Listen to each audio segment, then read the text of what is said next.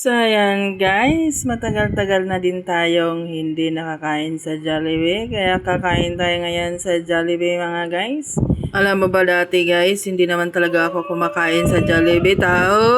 Ano ba yan? May sumisigaw pa, no? So, ganun talaga guys, kapag nag-voice over ka, kung ano-ano yung naririnig sa paligid. So, balik tayo mga guys. Dati hindi naman talaga ako nakakakain sa Jollibee kasi takot na takot akong pumasok sa Jollibee para makapag-order. Hindi ko alam kung paano mag-order. Jollibee lang yan mga ka-idol. Lalo na sa mga Starbucks na yan, hindi din talaga ako pumapasok kahit anong mga kainan mga idol. Kahit na Chowking, mga basta kahit anong mga fast food. Dahil ayaw kong pumasok dahil feeling ko ang mahal-mahal na talaga ng pagkain nila mga idol. Tapos mula nung naka-join ako sa isang networking na bago yung aking mindset mga idol. Kahit hirap din ako sa pera pero napipilitan din po akong pumasok sa mga fast food dahil yun din naman pala, hindi naman pwedeng ikakatakot din pala ang pagkain sa mga katulad ng mga fast food mga idol. Yung tipong hindi naman ako napipilitan mga idol pero yun talaga yung nature ng business kapag nasa networking ka. Kaya ganun din talaga, doon din ako nasanay sa mga bagay-bagay mga idol, no? Kaya yun, na-realize ko lang na hindi naman din pala talaga mahirap kumain ng medyo social daw, sosyal. Pero ito nga, wala lang, gumagawa lang din talaga ako ng kwento ng buhay-buhay, no, kung bakit ganito ako, bakit ganyan ako, ganyan. So, yan yung totoo talaga kasi yun naman talaga, hindi naman din talaga ako kumakain sa mga ganyang mga pagkain. Pero dati naman year 1996, mga ganon. Nagtatrabaho din naman ako sa Cavite, so mayroon din akong amo, no.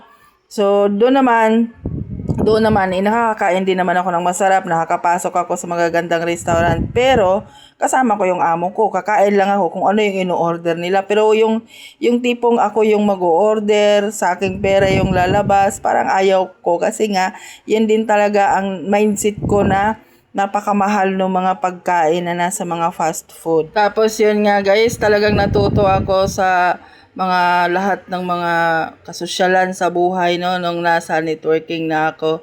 So yun lang, napagkwentuhan lang ang mga bagay-bagay kung saan talaga nanggagaling.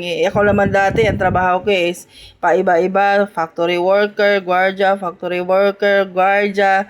So ganun lang yung rotation ng buhay mga guys, no. So mula nung nag-networking ako, napangakuan na yun nga, okay yung buhay. So nagka-income din naman tayo doon, no, ng okay lang din ang income pero babalik at babalik din sa kanila yung pera na income mo kasi sobrang dami din talaga ng mga activities mga idol, no.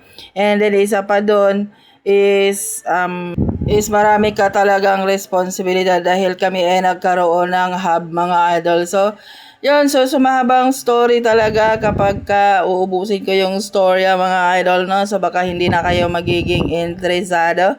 So yan lang, napagkwentuhan lang kasi wala na talaga akong ibang masabi sa aking voice over, no, habang kumakain ako. So sayang naman itong video na to kung hindi ko siya gagawa ng story, no? So yan, kwentong kwentong buhay-buhay.